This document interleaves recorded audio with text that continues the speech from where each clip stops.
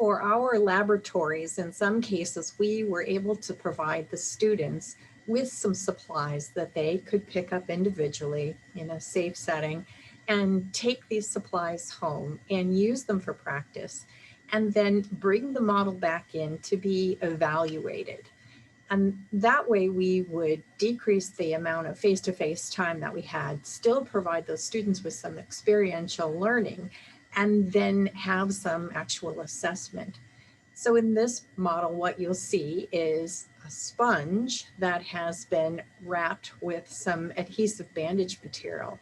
And this will provide the students with a very similar feel to some of the models that we use for teaching surgery. And they are able to practice their suturing techniques and then bring this in to class with them when we do have the limited face-to-face laboratories, and their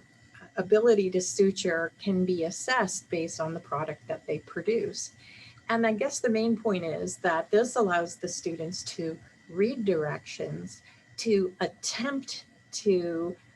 do a procedure or to perform something, and then to bring the results in and not only self-assess how they feel about how they did,